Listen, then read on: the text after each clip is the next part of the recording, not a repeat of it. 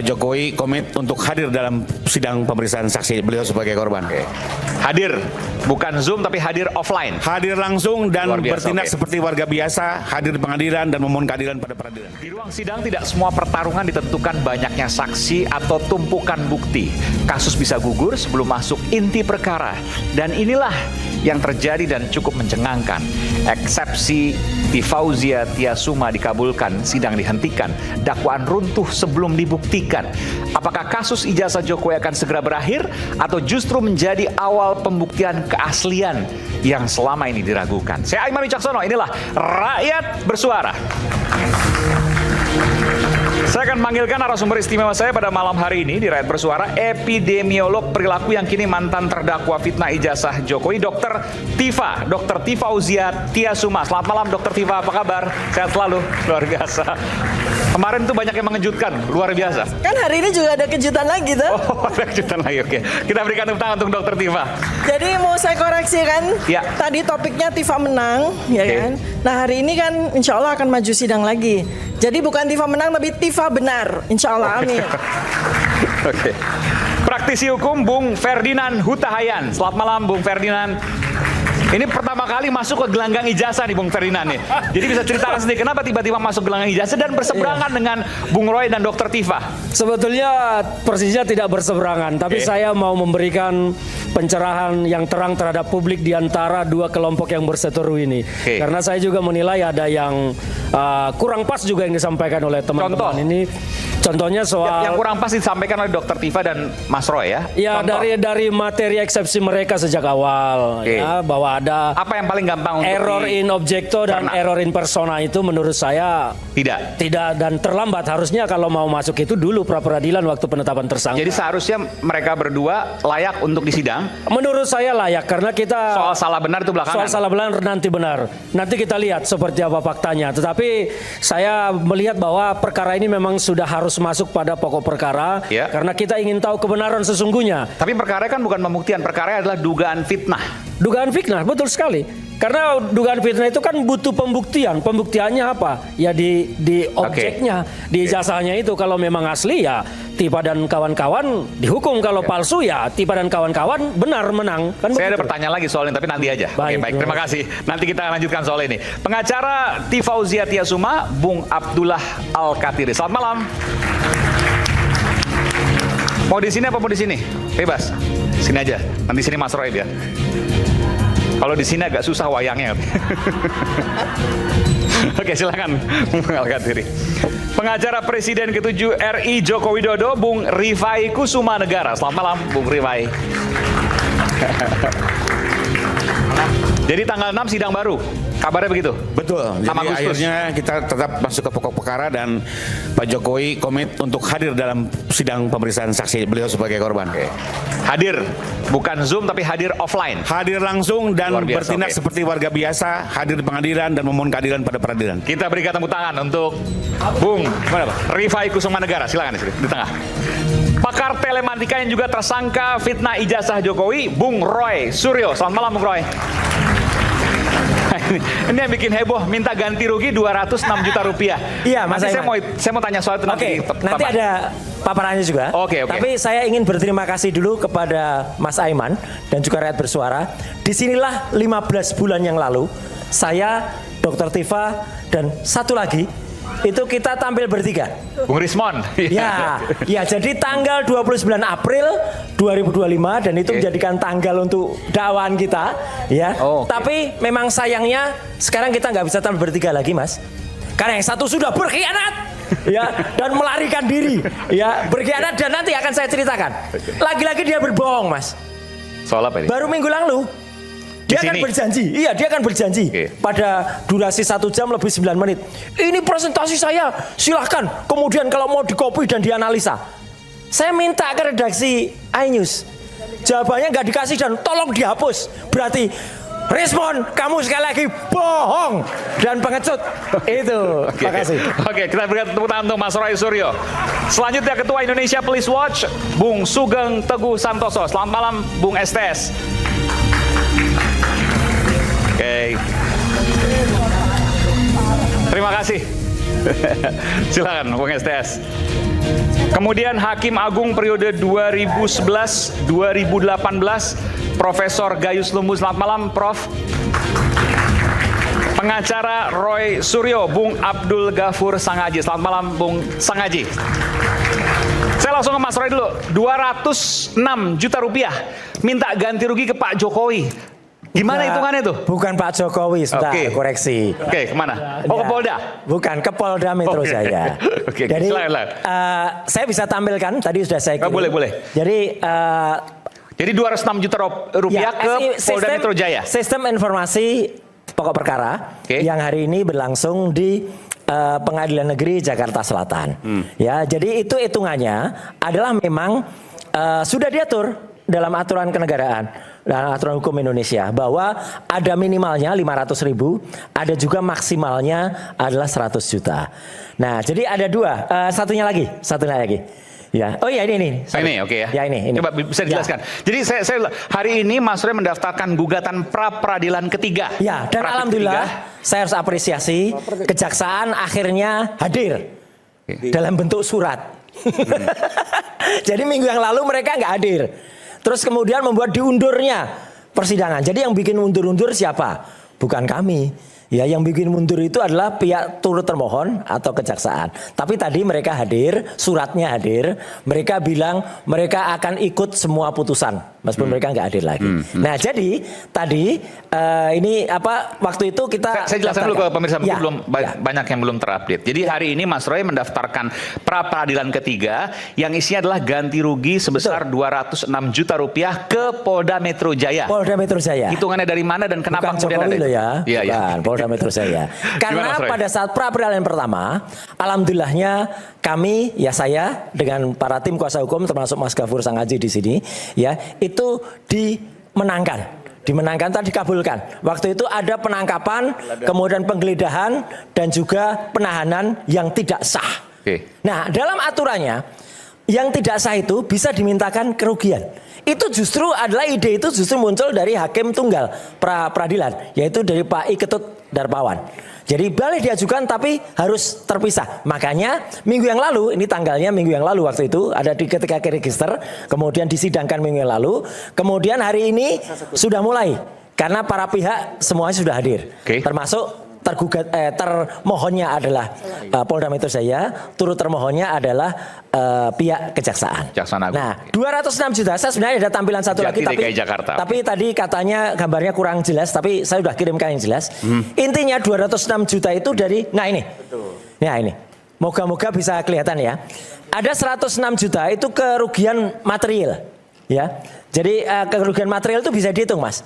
Jadi misalnya saya dalam 4 hari waktu itu diamankan ya, di rumah sakit kan waktu itu adalah saya tidak bisa hadir di dalam satu acara undangan.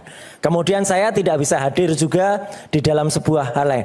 Demikian juga para kuasa hukum kan ada hitungannya, gitu loh. Per harinya itu ada argonya. Ya meskipun katakanlah itu pro bono, tetapi kalau itu dirupiahkan itu bisa. Hitungannya sudah ada. Tadi disampaikan detail. Ya ada kerugian material ya. Kerugian materialnya adalah 106 juta. Kemudian ada imaterial. Nah ini sesuai dengan aturan undang-undang. Imaterialnya adalah 100 juta rupiah. Apa itu misalnya? Itu imaterial. Jadi misalnya adalah shock yang kemudian dialami. Ya, kemudian kemudian di mana-mana ditangkap, Roy ditangkap kemudian di jalan. Ini kemarin ya ditangkap ya. Kok kayak kucing ya? Loh, gimana kok kayak kucing? Ya ditangkap kemudian lepas lagi. Nah, siapa yang bilang kayak kucing? Ya kan kayak orang kan bilang, kok kayak kucing tuh Mas gitu. Kenapa kayak kucing? Ya karena kalau kucing itu ditangkap bisa lepas lagi gitu. Nah, itu kan jadi Mas Roy diibaratkan seperti kucing. Untung kucing, bukan satunya ya gitu. Kalau satunya kan parah lagi. Untung. Nah, itu kemudian kita hitung. Nah, hitung 200. Tapi yang paling penting Mas Aiman, ini yang paling penting. Dan ini saya tegaskan sekali lagi di Rakyat Bersuara. Kalaupun ya dikabulkan 206 juta, kalaupun tidak ada 1 rupiah pun yang masuk kantong saya atau masuk kantong para lawyer, karena ini sudah kita ikrarkan. Kita akan berikan untuk yayasan sosial yang nanti akan kita data. Jadi tidak ada yang kami terima pribadi. Yayasan sosial apa? Ya, yayasan sosial yang mungkin dari yayasan teman-teman yang mungkin keagamaan. Itu ada. Itu. Karena apa Mas Aiman? Kami nggak perlu lagi terima itu. Karena cukup uang itu saya pakai saja. Nah, ini bukannya di muka. Uang itu saya pakai saja, ya, nggak usah kemudian diterimakan kepada saya, ya. Jadi biarkan teman-teman yang lebih berhak, yang lebih memerlukan. Jadi kalau nanti misalnya dikabulkan oleh hakim, uangnya seluruhnya akan diserahkan ke yayasan sosial. Yayasan sosial. Tidak ada yang saya terima maupun kuasa hukum yang terima. Kalau nanti mungkin butuh penjelasan, nanti mungkin Mas Gafur bisa nambahkan. Gitu, Mas.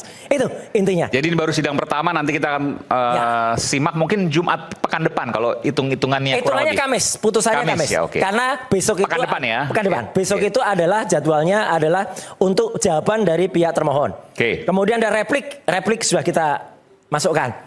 Repliknya penting soalnya yang akan menyampaikan namanya replik Harun.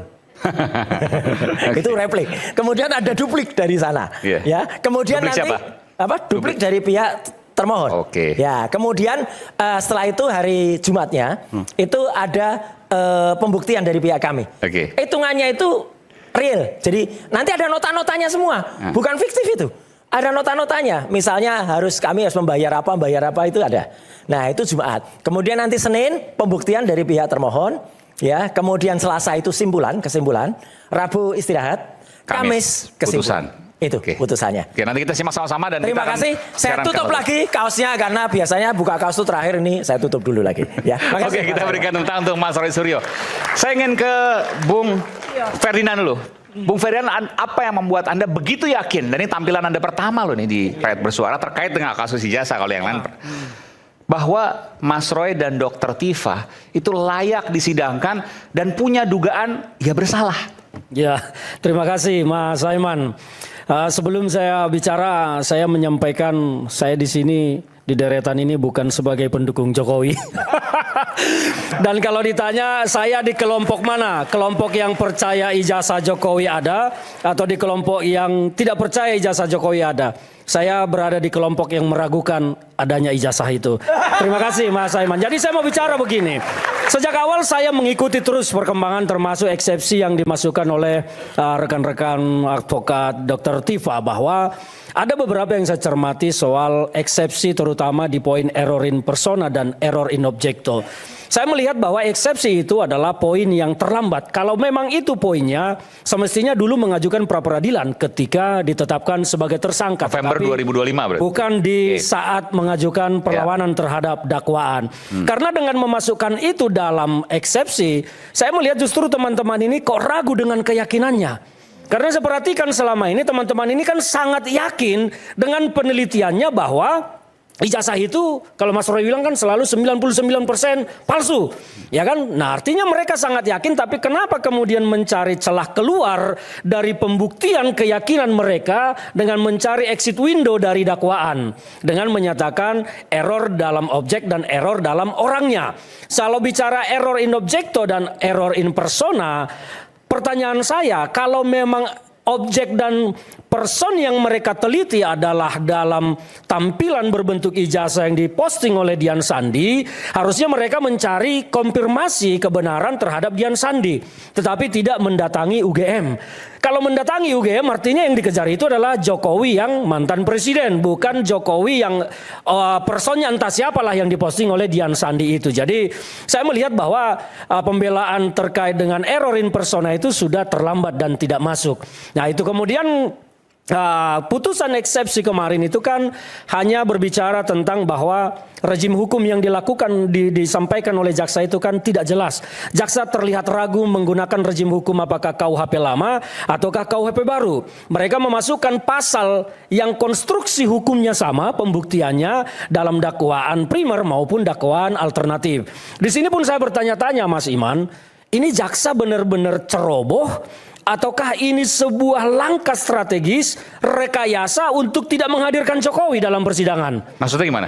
Karena kalau jaksa, ini kan sebetulnya kasus ini sudah disupervisi juga oleh Kajati, Kejaksaan Tinggi. Kenapa jaksa bisa seceroboh itu menggabungkan rejim KUHP baru dan KUHP lama dengan pasal yang konstruksi hukumnya sama?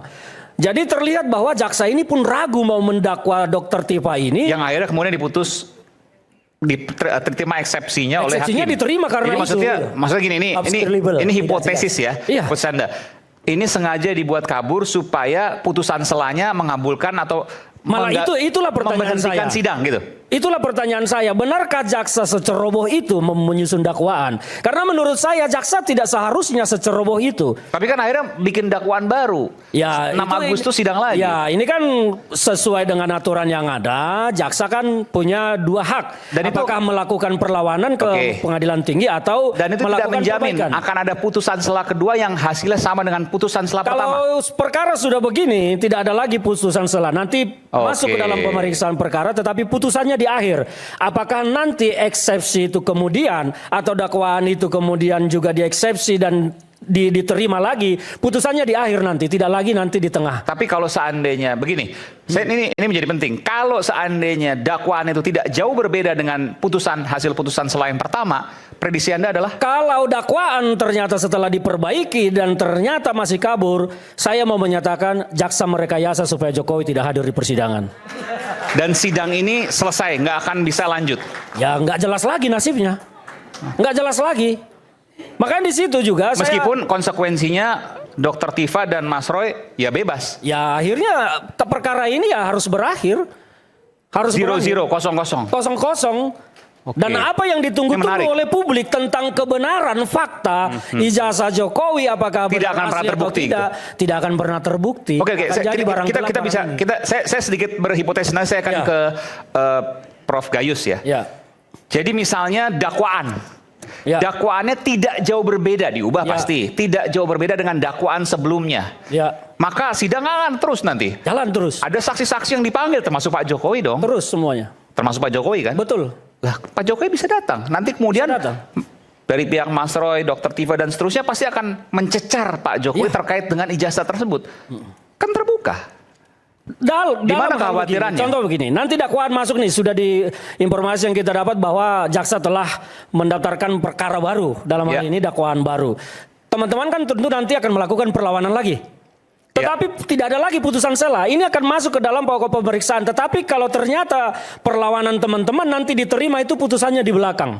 Jadi di belakang nanti kalaupun ada pemeriksaan, ya akhirnya kalau eksepsi diterima, maka semua dakwaan dinyatakan ya gugur demi hukum. Maka para terdakwa ya bebas demi hukum. Ya, Resikonya itu ujungnya. Tapi bahwa prosesnya pemeriksaan saksi termasuk Pak Jokowi itu kan pasti akan dicecar nanti. Ya, akan dicecar. Ijazahnya seperti apa, Tetapi bagaimana fakta dan tentang seterusnya. kebenaran ijazah kita tidak akan benar Nggak akan pernah terbukti itu. mereka nanti Nggak akan diterima. pernah terbukti. Nggak akan pernah lagi terbuka.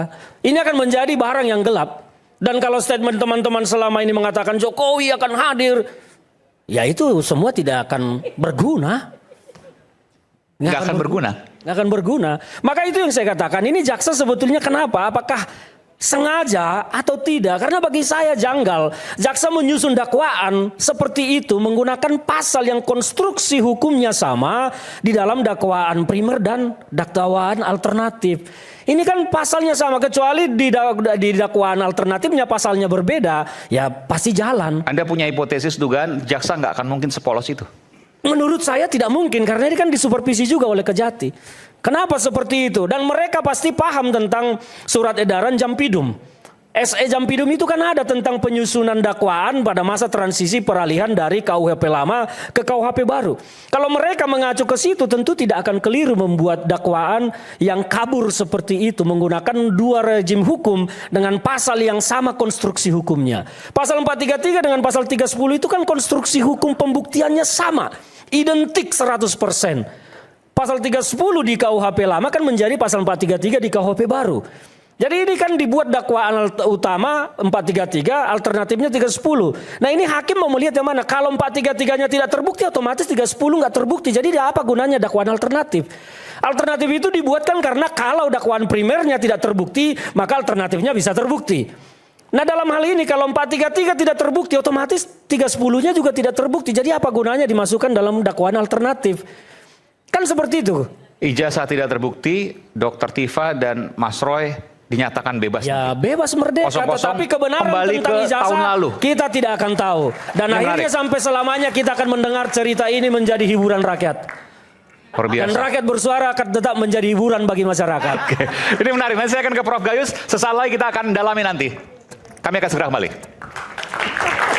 Menarik.